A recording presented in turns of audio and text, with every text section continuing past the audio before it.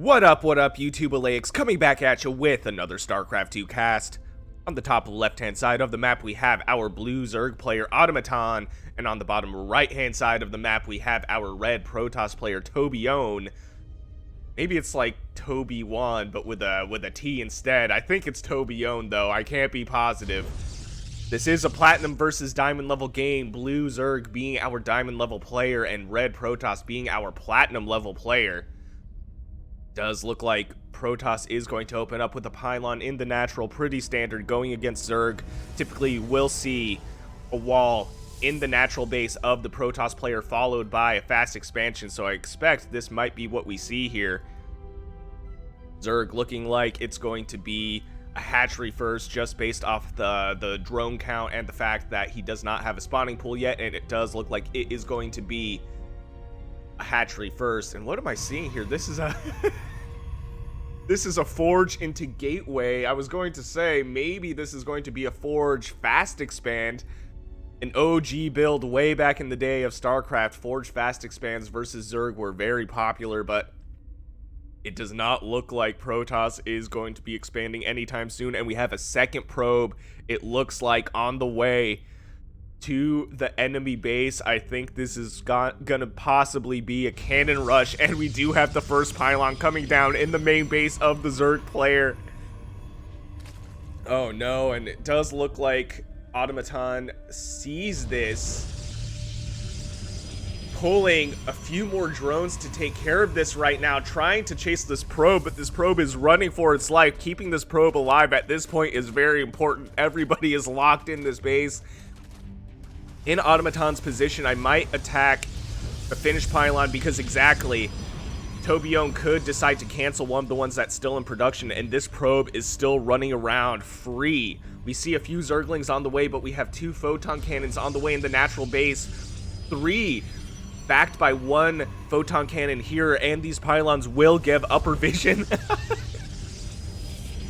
to the main base of the Zerg player, and we have another photon cannon here. I do think these photon cannons will finish though, and not quite able to save the photon cannon on the high ground, so that was a pretty big pickup by Automaton, but it does look like this natural is going to go down, unfortunately, and we have a few more photon cannons in the main base of the Zerg player. This will be very annoying to deal with. He will not be able to run Zerglings down until he cleans up these photon cannons. If he takes his queen and snipes a few of these buildings on the high ground,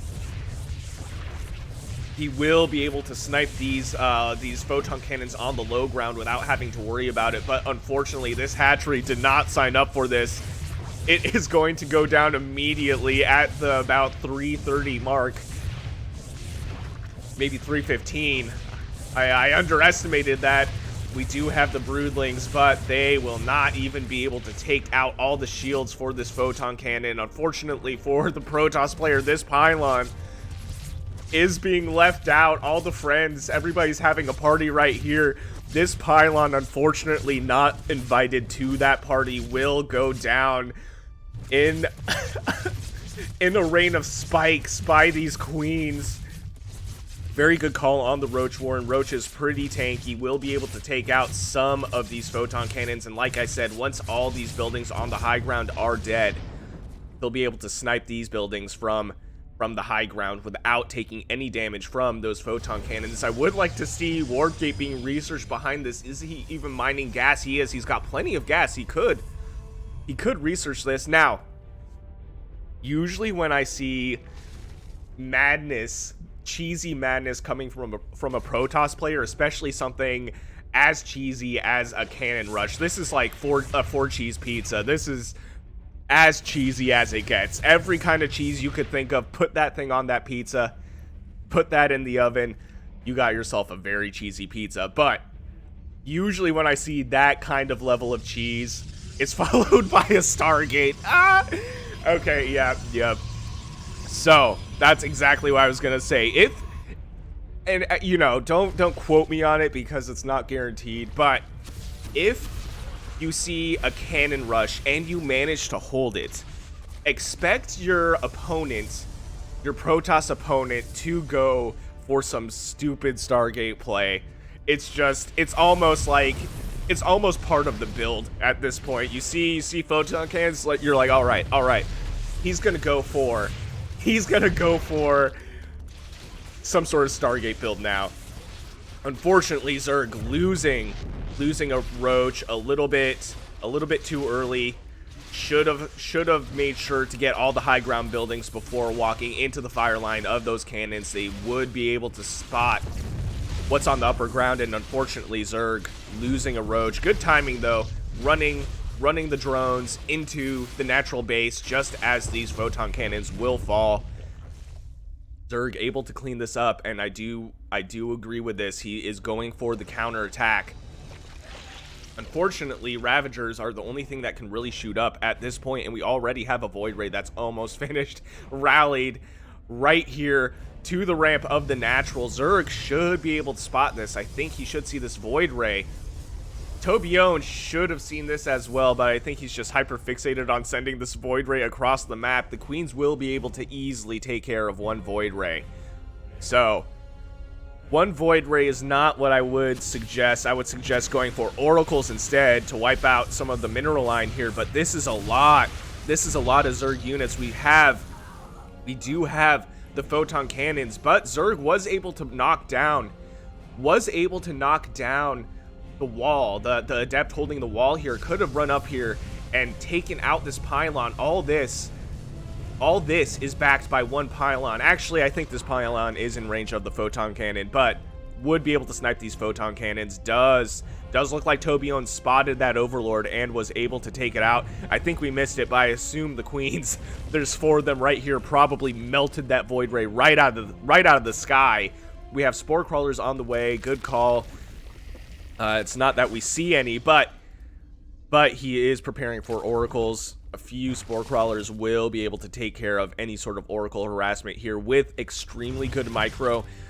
Tobione could snipe a few drones, but would ultimately have to run away. Spore Crawlers would not allow Oracles to stay in that mineral line for too long. At this point, Tobione, I don't think really has a purpose in this build. He's just throwing units away at the Zerg side of the base. His cannon rush failed, and now he's like, okay, well, what do I do? Didn't manage to snipe this queen, and unfortunately, Automaton has a stockpile of overlords here. Great range on those queens, though, but oh man, this is going to supply block Automaton so bad. He's already supply blocked. Does manage to save the majority of the overlords, though. Taking a look at the units lost tab here, it's relatively even. 1,400 resources lost to 1,500. Taking a look at workers lost, 1 worker to 1 worker. It does look like Tobione killed 15 workers to 3, though. But unfortunately, Protoss units very expensive. So that is shown here in the resources lost. 12 units killed to 16. So wow, man. That opener. But I do gotta give it to him. Tobione is expanding like a madman and delayed this natural base by a significant amount of time. Taking a look at the workers here, it's 35 workers to 49 in favor of the Protoss player, but army supply is greatly in favor of the Zerg player. 42 army supply to 22.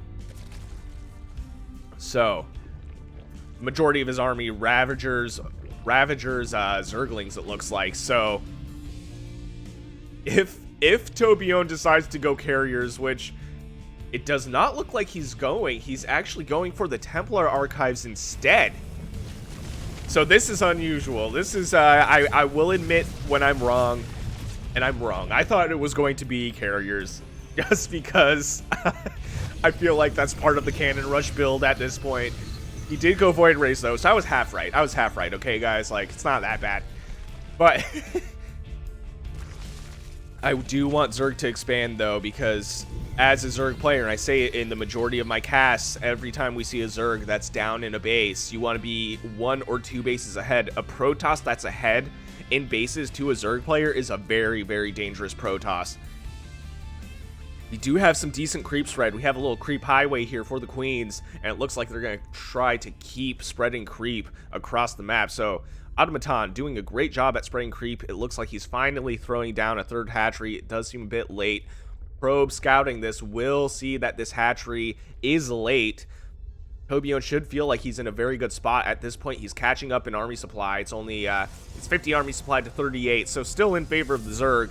Taking a look at the workers though, 55 workers to 33 in favor of the red Protoss player here. He did check to see if this the Zerg player was double expanding into a third and fourth, but it only looks like it is going to be a third. This is a great probe scout, and it doesn't look like Automaton is bothering to deal with this at all. He could easily send over some Zerglings to snipe this. He was running around all over the creep. He's like, hey guys, here I am. I'm just gonna hang out if that's cool. So, man, what a crazy opener, but it does look like we're turning this into a macro game at this point. But that was so fun to watch. All you know, people can talk all about cannon rushes they want, but they are fun to watch. I think it's just they get so hilarious. They get so stupid that you can't even be mad when you're watching them happen. Zergling, nice spot, making sure it can check out the potential fourth base location. Looks like there was another Zergling here that the Stalker was able to clean up, and at this point, it does look like each player is going for a macro follow-up. To be fair, it looks like Zerg wanted to play the macro game anyway. He did a hatchery first build. He was not planning on cheesing his opponent, but was succumbed to a 4-cheese pizza from this Protoss player here. Oh man, I need a sip of coffee. I did wake up probably about an hour and a half ago, and I was just ready to cast a game, and I am so happy it was this one. Hydralisks, they get a bad rap, but they are such an icon of the Zerg race, and I think they're so cool, and they're pretty good DPS. They are squishy, though, and before the patch, they were slow as well, so they were easy to take out. But man, they are just so scary. Like, imagine seeing one of these things in real life. I think a Marine is about maybe like a quarter of the height of a Hydralisk. Those things are huge. This is a lot of Archons though, but it looks like we're getting lurkers. Do we have? I don't think we have any observers. We do have a robotics facility. We can see that there is going to be a warp prism on the way, but I don't see an observer here. These lurkers will be able to do some serious damage. Good reaction by Tobione. Saw those lurkers burrow and ran his army away. At this point, I don't know. It's not worth canceling the warp prism. It's almost done, but I would chrono boost out an observer if possible. But it looks like Protoss is supply blocked, throwing down a few panic pylons here. Oh no. But Automaton doesn't realize, he has no reason to realize that there's no observer in this army right here. So he's just locked in front of the third base of the Protoss player right here. It does look like he's going to go in. We do have the cannon though. If this lurker gets too close, the cannon may be able to spot some of these. I think these lurkers would be able to be spotted, but now ultimately we do have the hero observer here. Unfortunately, Zerg just waiting a little too long. We have the Ravagers coming into the back though, but unfortunately they do not have any anti-air here. What I think I would have done in this situation, although I do like what Automaton is trying to accomplish here, is have the lurkers and the Ravagers right here, and then come in with Hydralisks and maybe some Roaches right here just to snipe some of the Sky units and to snipe that Observer, which he did manage to get. We have a Zealot just hanging out in this Warp Prism. We'll see if Tobione drops it. It looks like he does. But now the Observer is gone. You want multiple Observers in this situation, and you want to make sure you have them on a separate hotkey so they don't fly to the front of your army, because they are pretty fast and they don't attack, so they'll just float around until you tell them to move, or they will get sniped by the Hydralisks. So ultimately that observer does get sniped, but I'd like to see some anti-air mixed in for this multi-prong attack here, because we have the lurkers backed by the hydralisks, and I do understand that because he wants to snipe the observer trying to spot the lurkers. But this army could use some anti-air as well. Could try to snipe the observer with the Ravagers, but that would be quite difficult. Higher level micro would be able to do it, but in a platinum versus diamond level game, maybe not. At least not nearly as easily.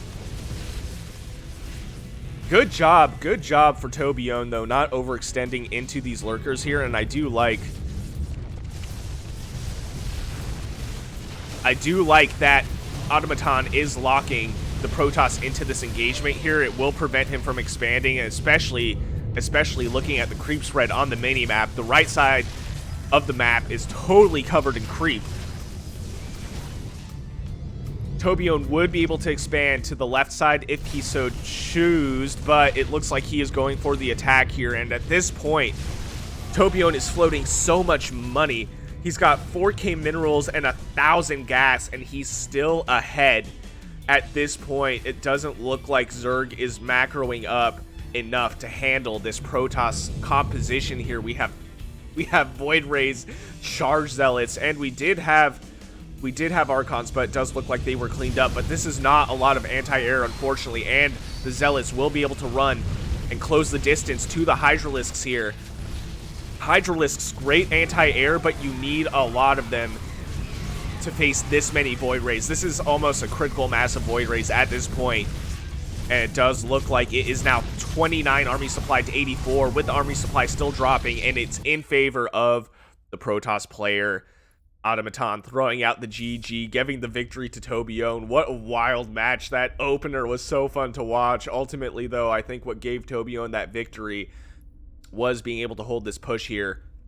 The macro for the Zerg was just not strong enough, and I think he just got his third hatchery a little too late, and that gave Tobione such an economical advantage, gave him the opportunity to build the units to hold that initial push. Lurker, Hydralisk, very annoying to deal with, but ultimately just had too many Void Rays, and it looks like the Void Rays won Protoss the game. So if you enjoyed what you saw, please consider shooting me a like and subscribe. It would help out a lot. And if you want me to cast any of your own games, I will leave my email in the description below, and I'll see you guys on the next one.